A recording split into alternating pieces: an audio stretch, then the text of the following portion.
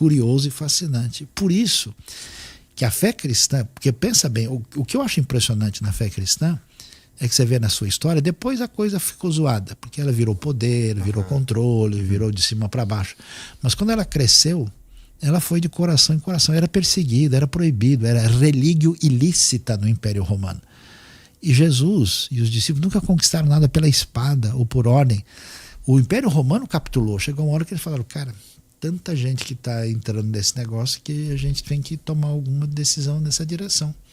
Então isso que é impressionante. Pois a minha própria história, eu nunca quis ser nada. Eu acho que nem sou. Mas de repente parece que não sei, né? E aí o que acontece? Eu tinha um conhecido muito doido, eu conheci ele ainda como ateu. E a gente trocou uma ideia, a gente conversou e tal. Aí um belo dia, o cara é europeu, né? Morando lá num país muito bem centrado e tal. Aí um dia eu recebo mensagem do cara e falou, eu preciso falar com você.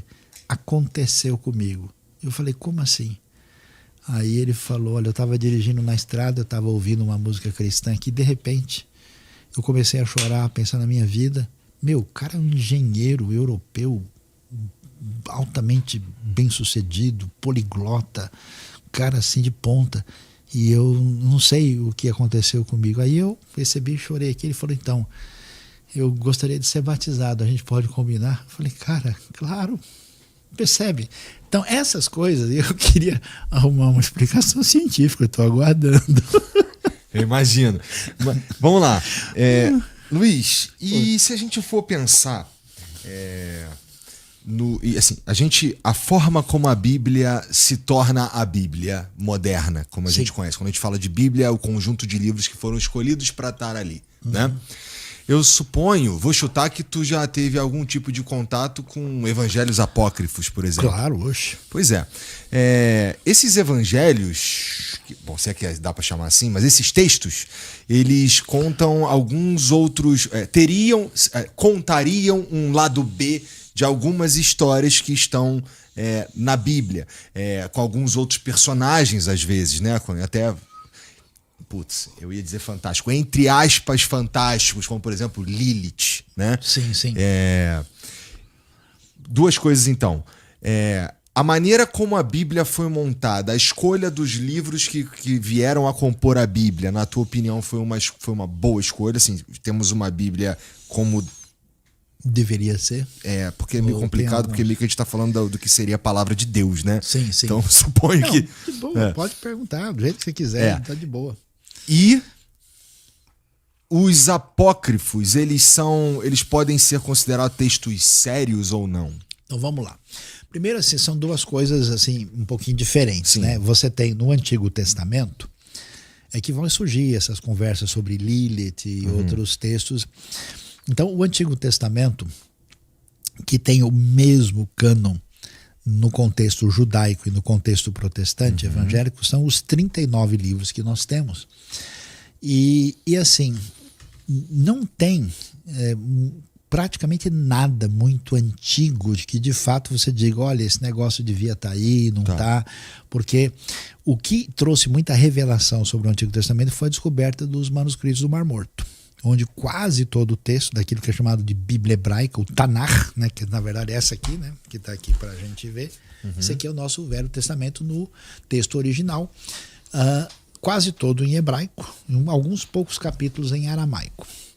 O que tem de controvérsia nessa história é os chamados livros que aparecem na Bíblia Católica, que são chamados livros deuterocanônicos, que é a 1ª e 2ª Macabeus, Tobias, Judite, Eclesiástico, Baruque e Sabedoria. Esses livros não são livros problemáticos ou ruins. Eles são livros da tradição judaica, escritos em grego, no período, digamos assim, em que a região foi helenizada, e principalmente aí em torno do 3º e 2º século, livros da época dos Macabeus ou dos Asmoneus, como é chamado. Só que é o seguinte, esses livros são judaicos e os próprios judeus não os reconhecem como livros canônicos. Por isso que a tradição judaica e a tradição evangélica diz, olha, os livros são interessantes, são bons, mas não estão na mesma referência dos outros livros.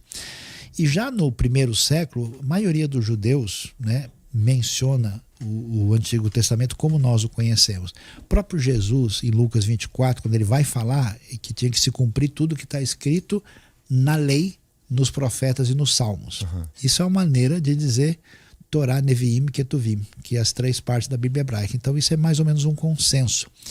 Pouca coisa surge aí. Existem outras tradições de comentário. O desenvolvimento das coisas sobre Lilith é uma coisa posterior.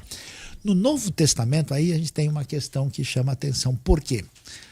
Tem o Evangelho de Tomé, tem as histórias lá de Maria Madalena, tem não sei mais o quê. Qual é a questão? O Novo Testamento é elaborado, né, numa época muito próxima dos acontecimentos. Então, tudo que acontece com Jesus ali vai até o ano 30. Quando você tem já por volta da década de 40, já tem texto surgindo. E Evangelho, nos anos 50, já vai surgir o Evangelho de Marcos e os outros, Lucas, Mateus, nos anos 60 e João só mais tarde, que vai ser na década de 80. Né? E aí João escreveu Apocalipse nessa época também? Sim, depois do Evangelho, já chegando nos anos 90.